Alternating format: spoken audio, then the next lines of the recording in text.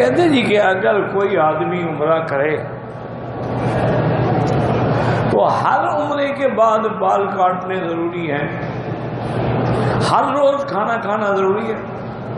جب ایک دن تم نے کھا لیا ہے بس جان چھوٹی، اب کم سے کم 1 مہینہ تو نہ کھاؤ نا۔ یہ کیا مذاق بنا رکھا ہے؟ عمرے کا معنی ہی یہی ہے کہ احرام باندھے، طواف کرے، صفا مروہ دوڑے اور حلق یا قصر کرائے۔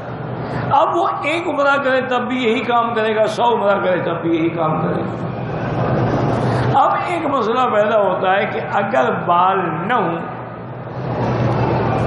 مثلا آج آپ نے عمرہ کیا، سر پہ اس طرح پھروا دیا، تو افضل تو یہ ہوتا ہے کہ آدمی 2 4 5 دن انتظار کرے تاکہ کچھ بال نکل آئے۔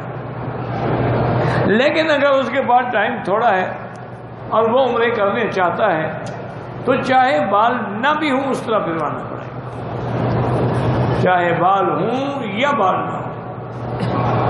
اسی طرح مثلا کوئی گنجا آدمی ہے، سر پہ بال ہیں بھی نہیں، اس کو بھی اس طرح پھرانا پڑے گا۔ اصل مسئلے کو سمجھا کریں خدا کے لیے، اللہ کو تمہارے بالوں کی کیا ضرورت ہے؟ یا تم مینا میں یا مکے میں قربانی کے جانور ذبح کرتے، اللہ کو کیا ضرورت ہے؟ وہ تو کھانے سے بھی پاک ہو، پینے سے بھی پاک ہو۔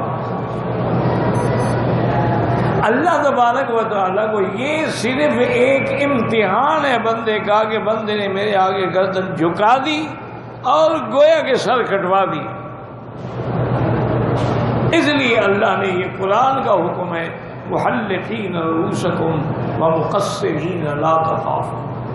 اور پھر عمل رسول پاک ہے کہ میرے مدنی نے جب بھی عمرہ کیا، حج کیا، سر پہ اس طرح پہ صرف 1 عمرے میں آپ نے بال کٹوائے، اور وہ عمرہ ہے جو آپ نے جیرانہ سے کیا۔ اور بال کاٹنے والے بھی سیدنا معاویہ رضی اللہ تعالیٰ عنہ،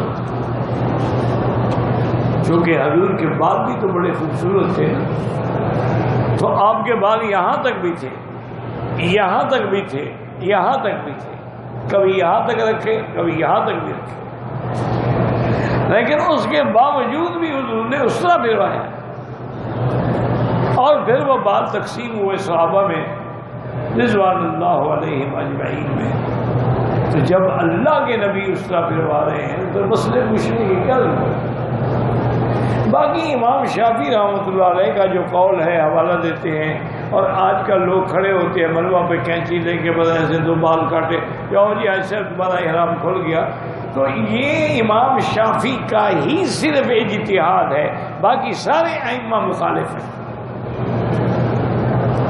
اور امام شافعی کا بھی اجتہاد یہ نہیں ہے کہ ایسا کرو، وہ یہ نہیں کہتے، غلط بات۔ کتاب الام میں انہوں نے لکھا ہے باقاعدہ کہ اگر ایسا کر لے تو دم نہیں پڑے گی، کہ قصر میں تو آ گیا نا، اگر اتنے بھی نہ کاٹے تو دم پڑ جائے، ورنہ وہ بھی یہی کہتے ہیں کہ اس طرح پھرواؤ۔ اور پھر سارے سر پہ بال اگر ہیں تو ان کا 1/4 حصہ کٹ جائے۔ وہ تو مسئلہ یہ ہے کہ بھی کیا اگر کسی نے تھوڑے سے بال کاٹ دیے دم آئے گی؟ وہ دم نہیں آئے، باقی ہمیں کہتے نہیں دم آئے۔ تو اس لیے میرے بھائی گزارش ہے کہ اگر عمرہ کرنا ہے نا تو صحیح طریقے سے کریں، غسل کریں، صاف ستھری چادریں پہنیں، مسجد عائشہ یا جیرانہ یا مدینہ پاک یا طائف جہاں اللہ موقع دے وہاں جائیں، پھر 2 رکعت سنت الاحرام کی نیت سے پڑھیں۔ افضل یہ ہے کہ پہلی رکعت میں قل یا ایھا الکافرون پڑھیں اور دوسری رکعت میں قل ھو اللہ احد پڑھیں، اور جب نماز پڑھ لیں سلام پھیریں، اب کپڑا سر سے اتار دیں اور لبیک بعمرۃ لبیک اللہم لبیک لبیک لا شریک لک لبیک ان الحمد والنعمت لک والملک لا شریک لک، کم از کم 3 دفعہ پڑھیں، اور زور سے پڑھیں کہ تم سنو۔ عورت جو ہے وہ زور سے نہ پڑھے۔ احرام باندھنے کے بعد جو حلال چیزیں تھیں وہ بھی حرام ہوگی، بیوی حلال حرام ہو گئی، شکار حلال حرام ہو گیا، حجامت بنانا حلال حرام ہو گئی. تو جب حلال چیزیں بھی حرام ہو گئی تو حرام سے کتنا بچنا چاہیے.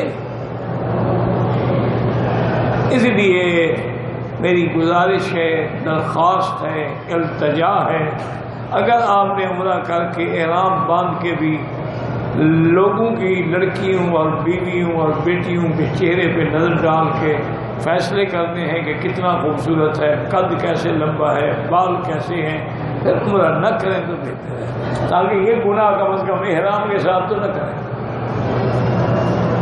ایک بغیر احرام کے گناہ ہے، ایک احرام میں گناہ ہے. ایک باہر کسی عورت میں نظر ڈالنا گناہ ہے، ایک کعبۃ اللہ میں نظر ڈالتا ہے. تو اگر اسی لیے بہت سارے ایسے اولیاء اللہ بھی گزرے ہیں کہ وہ اسی ڈر کے مارے یعنی اگر عمرہ کرتے تھے تو بس رات کی تنہائی میں آ کے طواف کیا، صفا مروہ دوڑے، عبادت کی، اور اس کے بعد ایسی جگہ بیٹھتے تھے جہاں کسی غیر پہ نظر پڑے ہی نہیں.